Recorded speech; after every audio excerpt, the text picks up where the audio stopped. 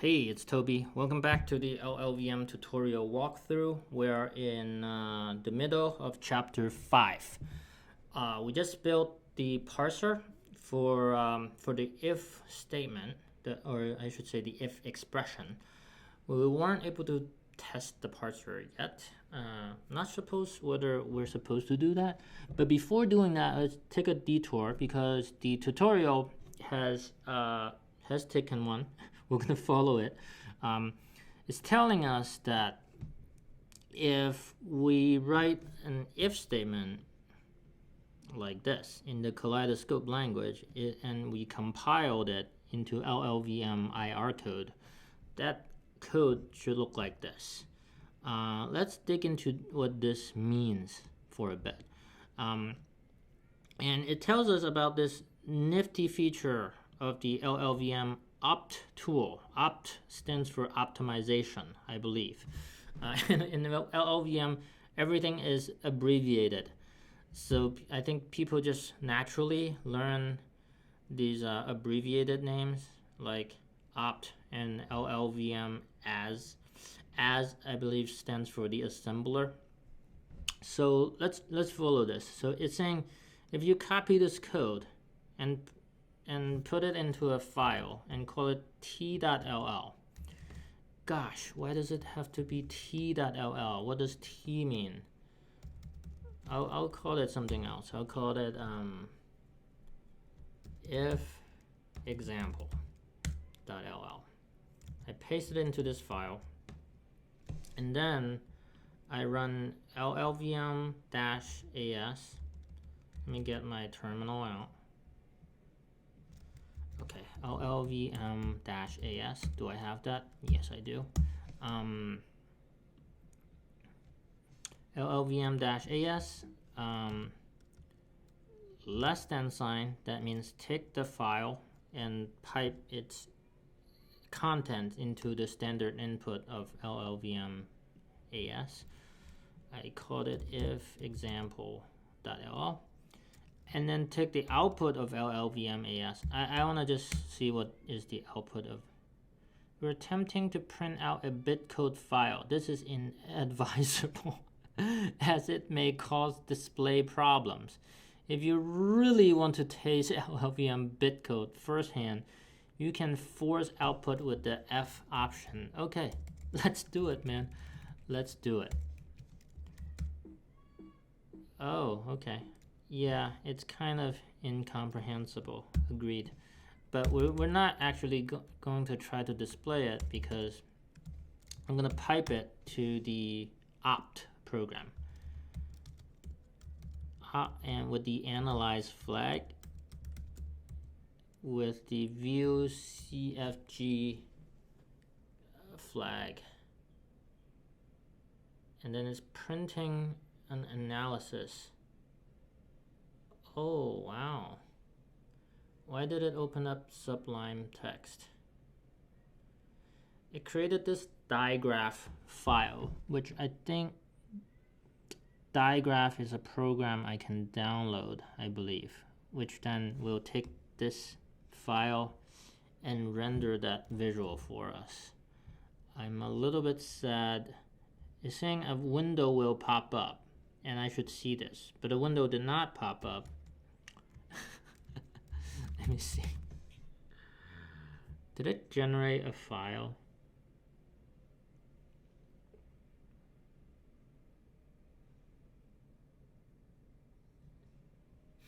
It did not. I think it did generate a file. It's just unclear where it put it. Oh, it put it inside this.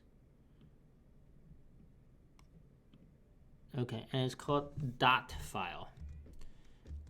And I may need a program in order to open a dot file. How do I open a dot file? What program do I use to open a dot file? It's the graph viz. I need graph viz. Do I have graph viz?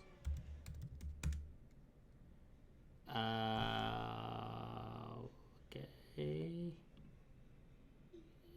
graph viz might be what I want. Another way to get this is called f.viewCFG or f.viewCFG only, where f is a function pointer. Either by inserting actual calls into the code and recompiling, or by calling these in the debugger. LLVM has many nice features for visualizing various graphs. That's actually really cool. And that is an aspect of compilers that I haven't really dug into that much. So getting back to the generated code is fairly simple.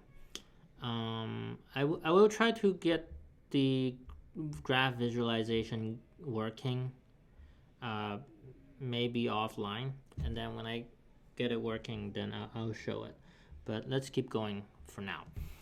Getting back to the generated code, it is fairly simple. The entry block evaluates the conditional expression x, in our case here. So that's the conditional expression. And it's evaluating this.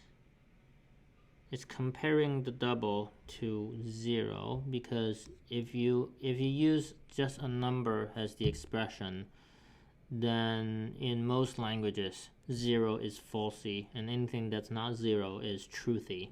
So that's why it's just comparing that number using the fcomp instruction. Stands for floating point compare. To compare, I don't know why there's this 1 here, what that stands for, but it's comparing the value of x to 0.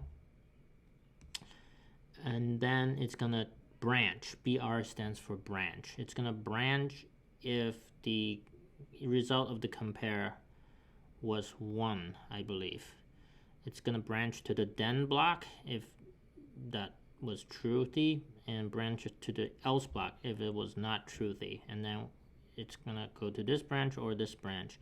And then after both of them finish, they join back to this if continued block. And then we have this Phi function. Let's read about the Phi function. The Phi function is a big deal in LLVM, and it's kind of weird because in programming school people don't tell you if you write an if statement there's a Phi function. No, this is a construct that was introduced by SSA. We talked about SSA in a previous video. We'll talk about more.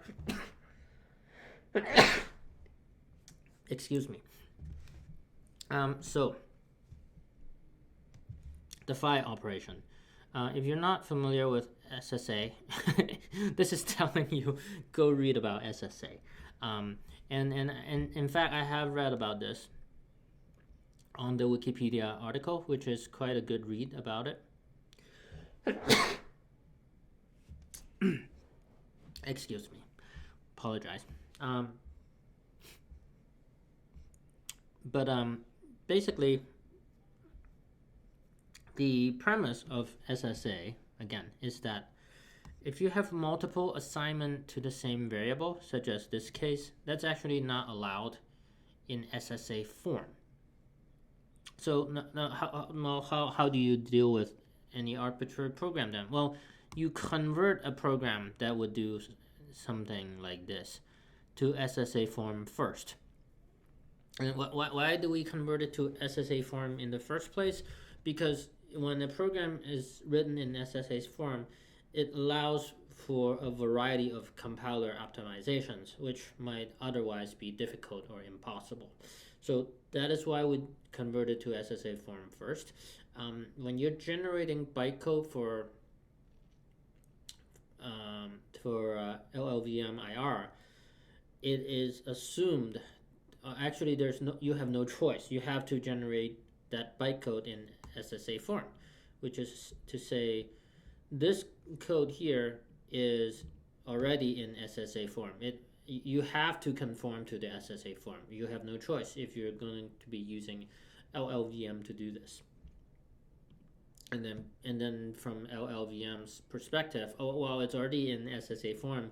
great. It can do all of the killer compiler optimizations that it's really good at doing. So anyway, so which begs the question, if you have a program, like your user of your programming language wrote a program like this, and they need to compile it, what do? Well, you have to convert this to SSA form first. How do you do that?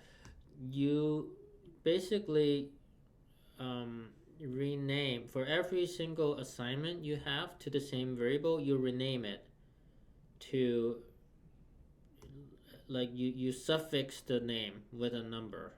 That's how you rename it. So we have, instead of y and y, we have y1 and y2, which are different variables. So you just converted the program to this, which is, well, you can now see, well, in the third line becomes x1 equals y2, and it actually now has nothing to do with y1, which is an interesting property of this. But anyway, let's take a program that have an if statement, because it gets more complicated when it has an if statement, right? So if you have an if statement that says, oh, if x is less than 3, let me actually write this out. So this, I think the code of this program would be something like, oh, x equals y, x equals x minus 3. If x is less than 3, then y equals x times 2, and w equals y. Else, oh, this is not showing up, this rainbow color business. Okay, else this block, which does y equals x minus 3, and then after the if and the else, let's end the if else. Then we're gonna do w equals x minus y and z equals x plus y.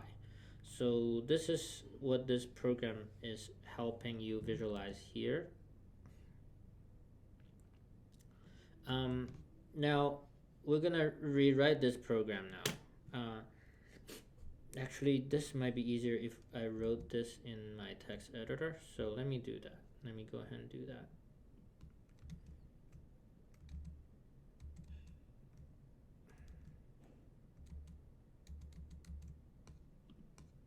Let me close out sublime text. Okay. Call this example, maybe. I actually called it Untitled 1. Okay, so let me write this out in this text editor. So this is x equals 5, x equals x minus 1. Is if x is less than 3, then y is equal to x times 2, w is equal to y, else y is equal to x minus 3, and if, I'll just say n, more like Ruby, and then w is equal to x minus y, and z is equal to x plus y. Okay, let's convert this guy to SSA form. Well, in SSA form, first of all, we're not supposed to assign the same assign multiple times to the same variable. So the second time, this has to become a different variable from the first one. So SSA form of this program is going to look like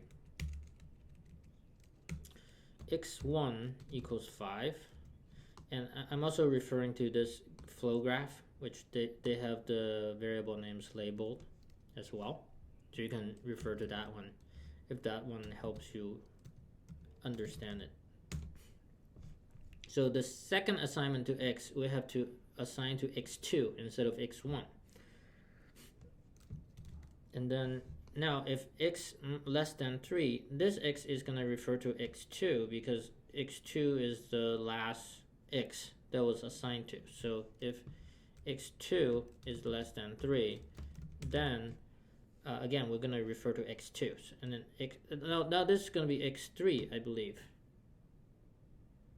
Wait.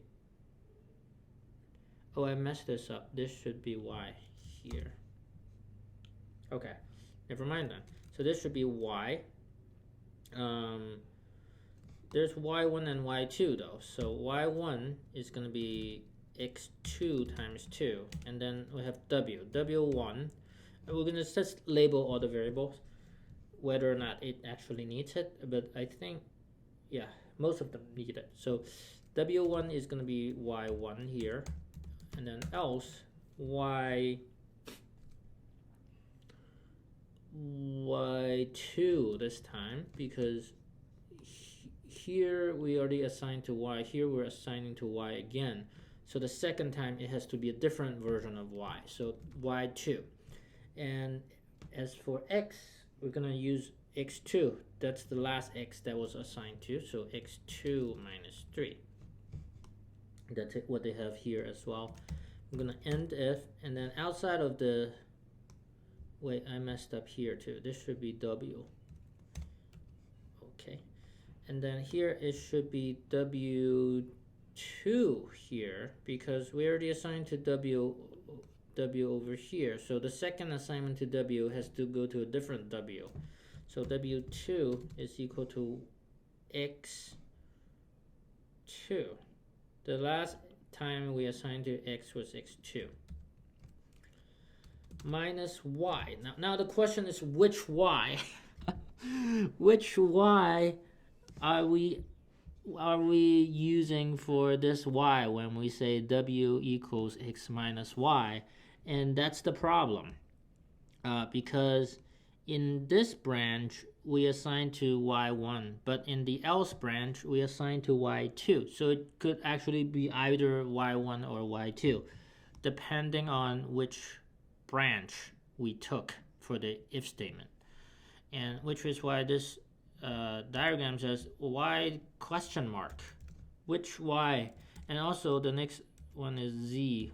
We assign x plus y to z. Well, x, there's only one possibility for x, because we didn't assign to x within the branching, within either branch. So x has to be x2. But y, we don't know. It could either be y1 or y2. So what are we going to do about that? Well, the solution in the SSA parlance is a phi function. We have to insert a phi function which will pick either y1 or y2. And the way it picks is based on whether you took this branch or this branch. So phi,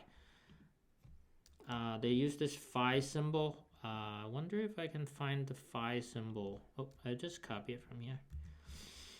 So phi of y1 or y2. Phi is going to pick either y1 or y2.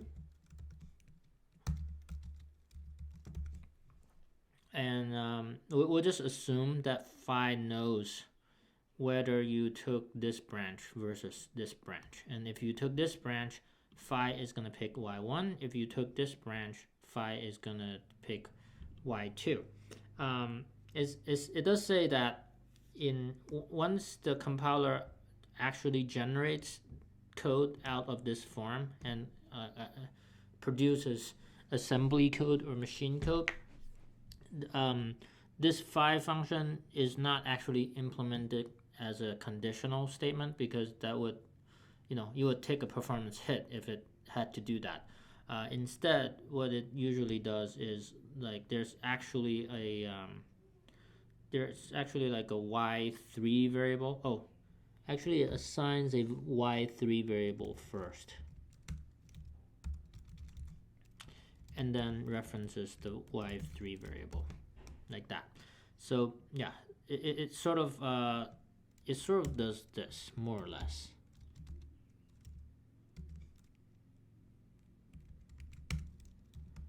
You can imagine it's doing it like that in reality, but But when we write the code in SSA form, this is what we should write.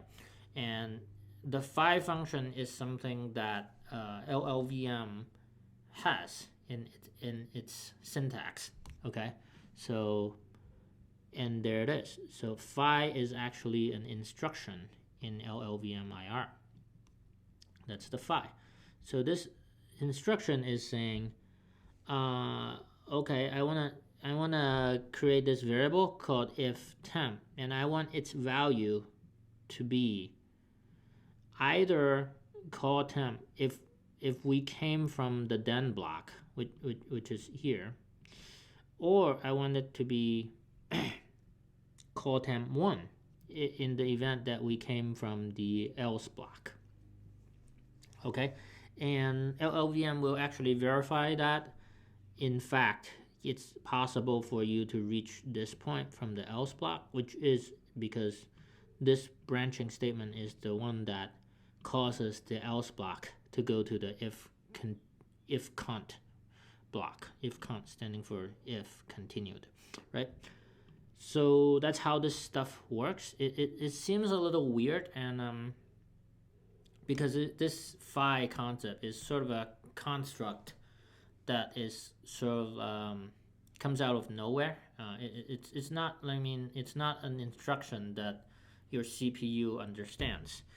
Phi is not an actual CPU instruction. It's this construct that is in the LLVM IR language, and it's part of the static single assignment form language in a sense. And because LLVM IR is in SSA form, we have this Phi instruction that we need to use in the event we are doing something like this with if statements. So yeah.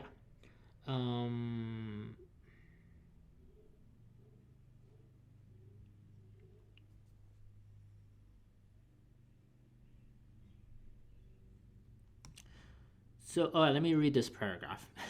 So at this point, you're probably starting to think, oh no, this means my simple and elegant front end will have to start generating SSA form in order to use LLVM.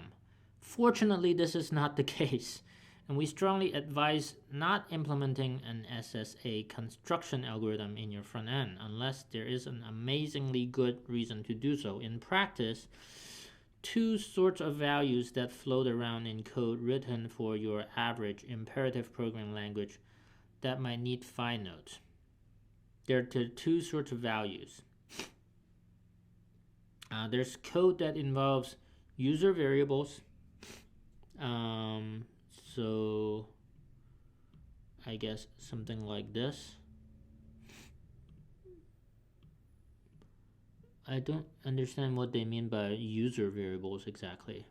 But anyway, I think that probably just means some variable that you're going to assign to more than once, like your loop counter. Values that are implicit in the structure of your AST, such as the Phi node in this case.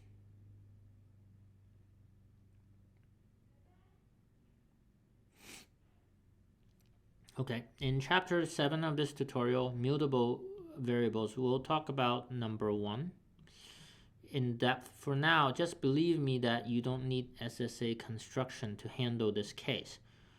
For case 2, you have the choice of using the techniques that we will describe for number 1, or you can insert Phi nodes directly if convenient.